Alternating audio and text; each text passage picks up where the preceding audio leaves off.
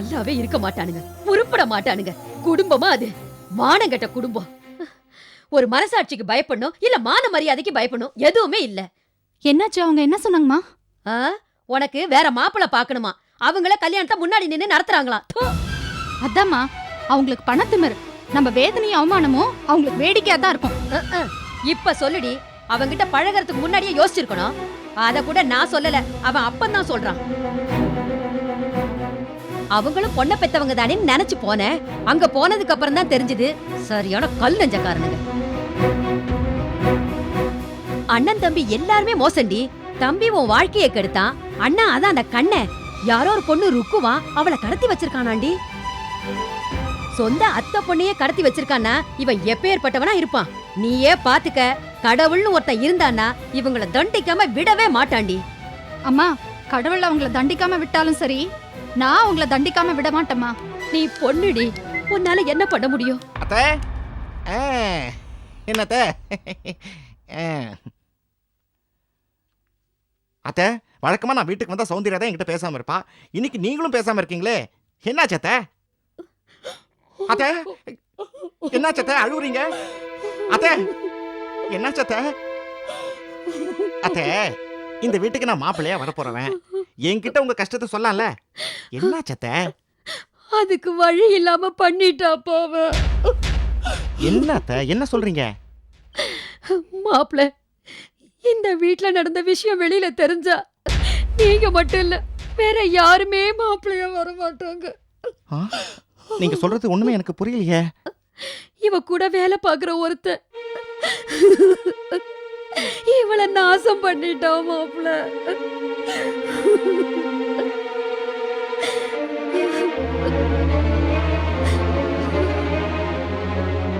என் பொண்ணுக்கு கல்யாணம் பண்ணி பார்க்கணும்னு ஆசைப்பட்டேன்.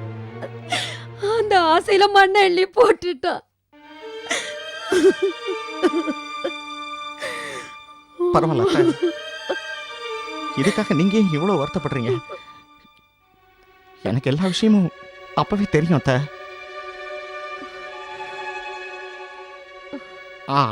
அத்தை, என்கிட்ட ஒரு ஜோசியர் கூட முன்னாடி சொல்லியிருந்தார் அத்தை, சௌந்தர்யா ஆபீஸ்ல யாரோ டார்ச்சர் பண்றாங்களா. ஆனா சௌந்தர்யாக்கு என்ன நடந்திருந்தாலும் பரவாயில்ல அத்தை, நான் நிச்சயமா அவளை தான் கல்யாணம் பண்ணிப்பேன். நீங்க கவலைப்படாதீங்க அத்தை. என்ன மாப்பிள்ள சொல்றீங்க? நிச்சயமா சௌந்தர்யா ரொம்ப நல்ல பொண்ணு அத்தை.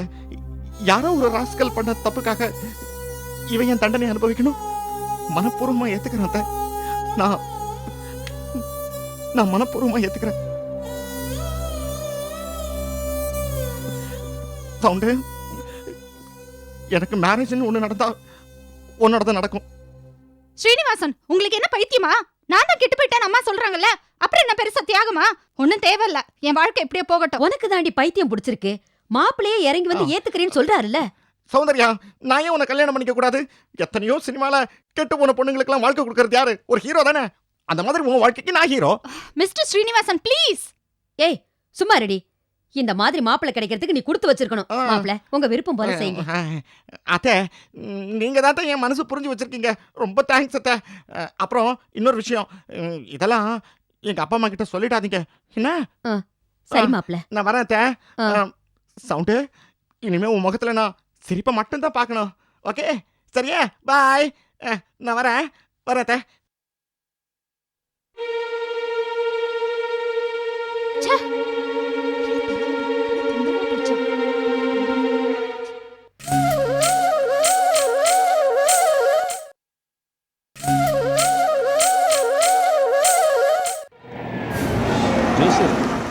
வர புதன்கிழமை நல்ல நாளாக பார்த்து சொல்லுங்க. சரிங்க, நல்ல நாளாக பார்த்து சொல்கிறேன். சரி. என்னப்பா, ஏதாவது ப்ராப்ளமா? அவசரமாக வர சொல்லியிருந்தீங்க. ஒரு பிரச்சனையும் இல்லைடா, எல்லாம் சந்தோஷமான விஷயம்தான். உனக்கும் இருக்கும் கல்யாணம் நிச்சயம் பண்ணிருக்கேன். வர புதன்கிழமை கல்யாணம். அப்படியா? எதுக்கு அவ்வளோ? இந்தாங்க, நீங்கள் மற்றவெல்லாம் போய் பாருங்கள் ஜோசியர். நல்லதுங்க, அப்போ நான் புறப்படுறேன். எதுக்குப்பா அவ்வளோ அவசரமாக கல்யாணம்? அவசரம் இல்லைடா, எப்படி இருந்தாலும் என்னைக்காவது ஒரு நாள் இருக்குவோ கல்யாணம் பண்ணிக்க போகிறேன். சீக்கிரமாக நடந்தா இந்த பிரச்சனைக்கு சீக்கிரம் முடிவு கிடைக்கும். அதான். என்ன பேசாமல் இருக்க? இல்லை ஒன்றும் இல்லை, நீங்கள் சொன்னா சரி ஓகே. ஆ ருக்கு உள்ளதா இருக்கா? போ. ஆ கல்யாண தேதியை குறிச்சிட்டேன்னு சொல்லு, சந்தோஷப்படுவா.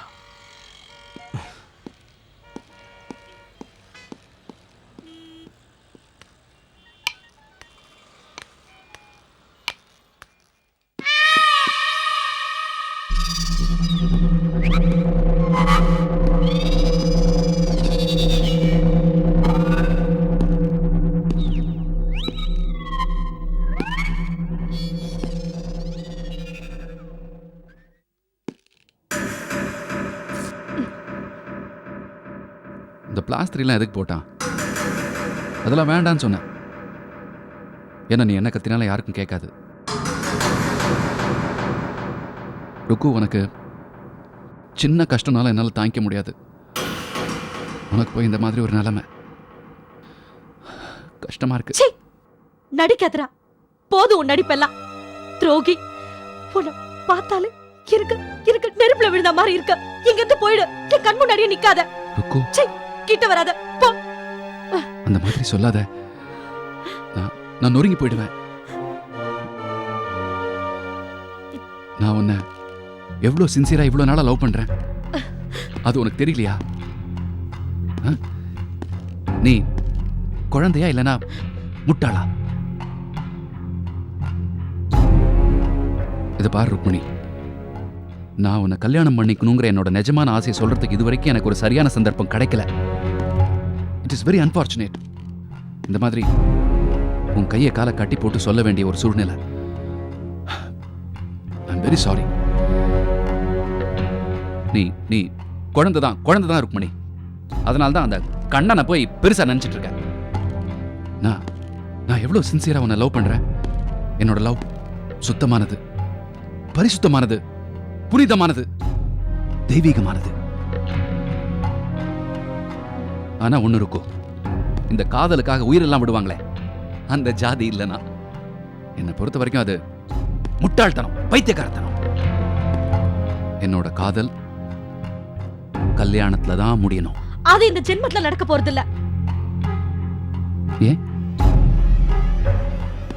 ஏன் நடக்காது? ஏன் நடக்காது?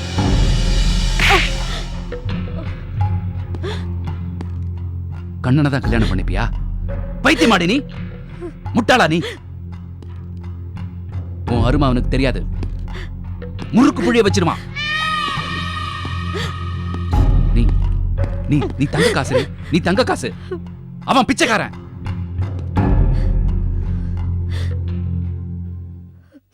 இனிமே அவன் நினைப்பு உனக்கு வேண்டாம்.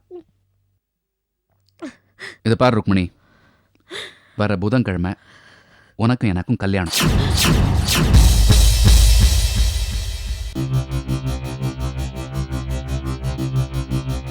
ஏதாவது ஒரு கோயில்ல சிம்பிளா. காதல் தான் பிரம்மாண்டமா இருக்கே எனக்கு, கல்யாணம் சிம்பிளா இருந்தா போதும். கோஆபரேட் பண்ணு. சம்மதிச்சா சந்தோஷமா நடக்கும், மாட்டேன்னா கொஞ்சம் வயலன்ஸ் இருக்கும்.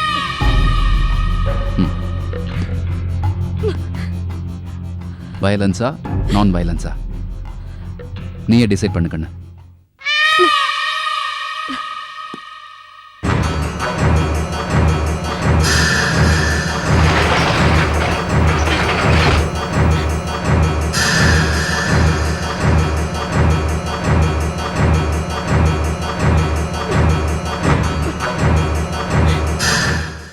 சௌந்தர்யா பிளேஸ்க்கு இன்னொருத்தவங்களை அப்பாயிண்ட் பண்ண சொன்னேனே, பண்ணியாச்சா? அதுக்கு இன்டர்வியூ பண்ணிட்டு இருக்கோம். பட் என்ன சேலரின்னு சொன்னீங்கன்னா கொஞ்சம் நல்லா இருக்கும். அதே சேலரி, அதே அலவன்ஸ். சீக்கிரமா பண்ணுங்க. Okay madam. நான் உள்ள வரலாமா? அம்மா, என்னம்மா அது அங்கேயே நின்னுட்டு கேட்டுட்டு இருக்கீங்க? நீங்க பாட்டுக்குள்ள வர வேண்டியதானே? வாங்க வாங்கம்மா, உட்காருங்க. டிஃபன் சாப்பிட்டியா? ம், இங்க பாரு, மத்தியானத்துக்காக உனக்கு லஞ்ச் கொண்டு வந்திருக்கேன். ரொம்ப தேங்க்ஸ்மா. உங்களால இப்ப நான் வீட்டுக்கு போக முடியாது, 2 மணி நேரம் மிச்சம். ஏம்மா, ராகவன் தானே தப்பு பண்ணினான், அதுக்கு எங்களை ஏமா தண்டிக்கிற? நீ ஏன் ஆத்த விட்டு வெளியில வந்த? அம்மா, என் வருத்தம்லாம் உங்க மேல இல்லம்மா. என் கோவம் எல்லாமே ஒரு அபல பெண்ணை ஏமாத்தி நம்பிக்கை துரோகம் செஞ்சிருக்கார் பாருங்க, என் புருஷன் மேலதான்.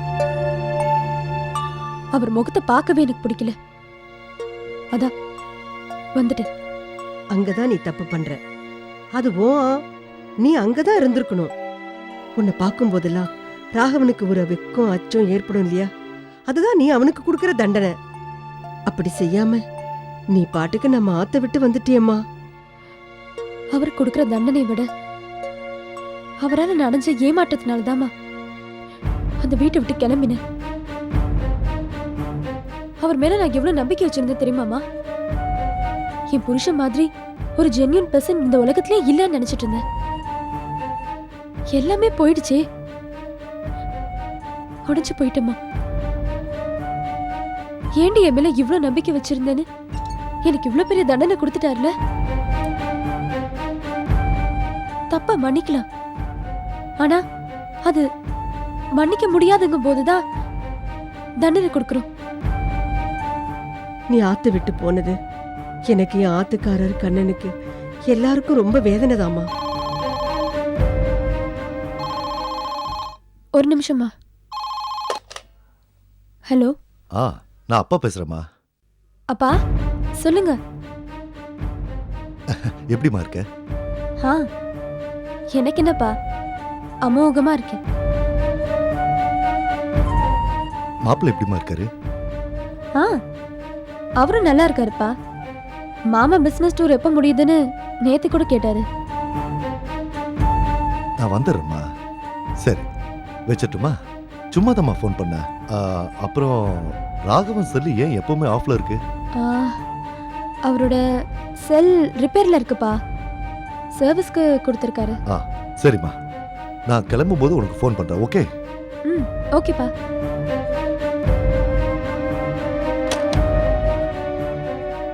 மா, அப்பா. வேண்டாமா, உன்னை எப்படி பாராட்டுறதுன்னே எனக்கு தெரியல. ஏமா, ராகவனை பத்தி அப்பா கிட்ட நான் எதுவும் சொல்லாதனாலயா? ஒரு நாள் இல்ல ஒரு நாள் அவர் கெட்டு போனது அப்பாக்கு தெரியதான் போகுது. அது வரைக்கும் அவர் மனசுல அவர் நல்லவரா இருந்துட்டு போட்டுமே.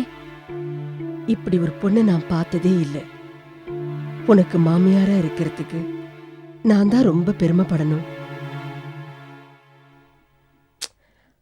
ஆனா என்னவோ தெரியல, நாம இப்படி ஒத்துமையா சந்தோஷமா இருக்கிறது அந்த பெருமாளுக்கே பொறுக்கல போல இருக்கு. அம்மா, ஷியாம், ராகவன் இவங்க 2 பேருமே வீட்டை விட்டு வெளியே போனதோட நான் வெளியே வந்ததுக்காக இப்ப வருத்தப்பட்டு பேசுறீங்களே, இதனால உங்க மேல இருக்கிற மரியாதை இன்னும் கூடுதுமா. கூடிய சீக்கிரம் இந்த பிரச்சனைக்கெல்லாம் ஒரு முடிவு வந்து நாம சந்தோஷமா இருப்போம்னு நினைக்கிறேன். அதான் என்னோட ஆசை. பார்க்கலாம் பெருமாள் என்ன நினைக்கிறாரோ. சரி, நான் கிளம்புறேம்மா.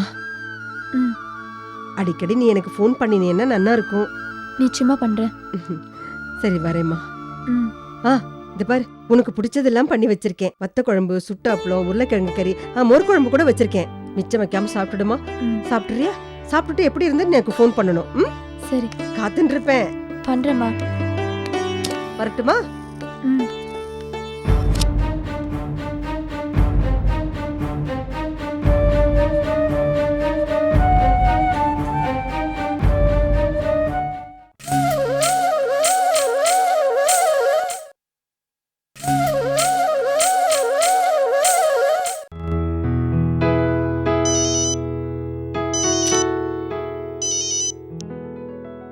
ஹலோ. ஹலோ சார், வணக்கம். ஹலோ கண்ணன், எப்படி இருக்கீங்க? நல்லா இருக்கேன் சார். காலையில் தான் சென்னைக்கு வந்தேன். அப்படிங்களா சார்? எங்கே தங்கியிருக்கீங்க? வழக்கமான ஹோட்டல் தான். ஆமாம், இந்த கண்ணப்பன் மேட்ரு என்னாச்சு? அந்த பார்சாரதியை ஃபாலோ பண்ணிட்டு தானே இருக்கீங்க? சாரி சார், அவனை நாங்கள் தவற விட்டுட்டோம். என்ன கண்ணன் இவ்வளோ ஈஸியாக சொல்கிறீங்க? பார்த்தசாரதி ஒரு அக்யூஸ்ட். அவனை ஏன் வெளியில் கொண்டு வந்தோம்? அவனை வச்சு அவன் கூட்டாளியை கண்டுபிடிக்க தானே. இவ்வளோ கேர்லெஸ்ஸா எப்படி கண்ணன்? தப்பு தான் சார். அதுக்காக நான் ஃபிக்ஸ் பண்ணியிருந்த பையன் கொஞ்சம் கவனக்குறைவாக இருந்துட்டான். நான் எப்படியும் அவனை கண்டுபிடிச்சிடுவேன் சார். அதெல்லாம் சாத்தியமாகாது. உறவுக்கார பெண்ணை வேற பெங்களூர்ல கடத்தி வச்சிருக்காங்கன்னு சொல்றீங்க. இந்த நிலைமையில எப்படி பதட்டம் இல்லாம இருக்கீங்க? எதிராளியோட பலம் அதிகரிச்சுக்கிட்டு இருக்கிறதுனால நாம தோத்துக்கிட்டு இருக்கோங்கிறது கன்ஃபார்ம் ஆயிடும். சார் புரியுது சார். அவங்க பெங்களூர் மாதிரி ஒரு புது இடத்துல யாரையும் கிட்னாப் பண்ணி அப்படிலாம் வச்சுக்க முடியாது சார். கண்டிப்பாக அவங்க வந்து சென்னையில் தான் இருக்கணும். நான் எப்படியும் அவனை ட்ரேஸ் அவுட் பண்ணிடுறேன் சார். அந்த கான்ஃபிடன்ஸ் எனக்கு இருக்கு. சரி, கூடிய சீக்கிரம் அவங்கள கண்டுபிடிக்க பாருங்க. ஒரு அக்யூஸ் வெளியில இருந்தாலே ஆபத்து. இப்ப 2 பேருமே வெளியில இருக்காங்க. ரொம்ப ஈஸியா அவங்களால சாட்சிகளை கலைச்சிட முடியும்.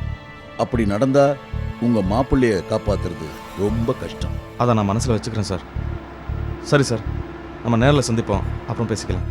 ஓகே கண்ணன். Thank you sir.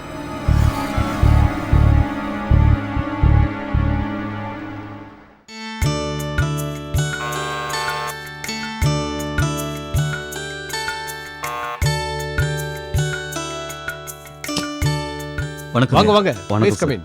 உங்களுக்காக தான் காத்துக்கிட்டு இருக்கேன்.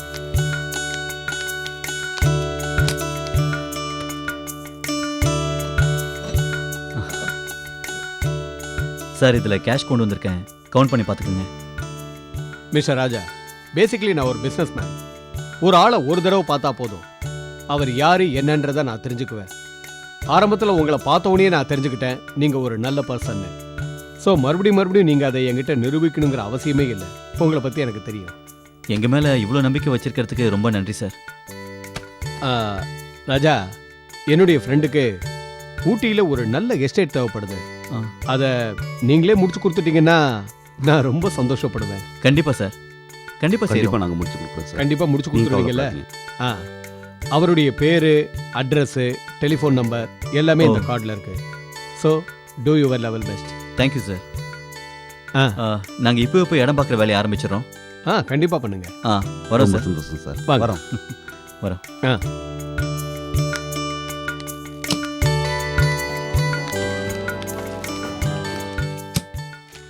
Room number 1.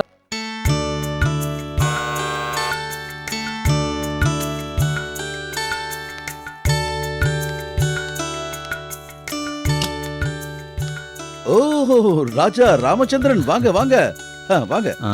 Please come. வாங்க. உட்கார். என்ன எப்படி சார் எப்படி இருக்கீங்க? நானா நல்லா இருக்கேன். நீங்க எப்படி இருக்கீங்க? நல்லா இருக்கும். உங்க புண்ணியத்துல ரொம்ப நல்லா இருக்கும் சார். நீங்க இங்க தங்கி இருக்கிறதா கேள்விப்பட்டோம், அதான் உங்களை பார்த்துட்டு போலாமேன்னு வந்தோம் sir. Very good very good. என்ன விஷயம்? என்ன சொல்றது சார், செய்யாத தப்புக்காக நாங்க 2 பேரும் தண்டனை அனுபவிச்சப்போ எங்களை யாருமே திரும்பி பார்க்கல.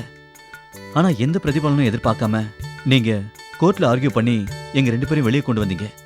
அதுக்கு நன்றி சொல்லலாம் தான் உங்களை பார்க்க வந்தோம் சார். ராஜா, நான் செய்ய வேண்டியதெல்லாம் செஞ்சிட்டேன். கடவுள் இருக்காரு, நீங்க வெளியில வந்துட்டீங்க. ரொம்ப நன்றி சார். சார், நான் உங்ககிட்ட இன்னொரு விஷயத்தையும் சேர்க்க வந்திருக்கேன். நீங்க மறக்காம உங்களுக்கு சேர வேண்டியதை ஏத்துக்கணும் சார். என்ன என்ன? இந்தாங்க சார். என்ன இது? செக்கு. உங்களை ஜாமீன் எடுக்கிறதுக்கான பணத்தை நான் ஏற்கனவே வாங்கிட்டேன். நீங்க செக் அப்படி கொடுக்கறதா இருந்தா கண்ணங்கிட்ட கொடுங்க. என்ன சார் சொல்றீங்க? ஆமா ராஜா, நான் கேட்ட ஃபீஸை உங்க அப்பாவால தர முடியல. இந்த விஷயத்தை எப்படியோ கேள்விப்பட்டு கண்ணன் அந்த பணத்தை கொண்டாந்து என்கிட்ட கொடுத்துட்டு இந்த கேஸை நடத்த சொன்னார். அது மட்டும் இல்லாம இந்த விஷயம் யாருக்கும் தெரிய வேண்டாமேன்னு சொன்னாரு. நீங்க கேட்டீங்கல்ல, அதனால தான் நான் சொன்னேன்.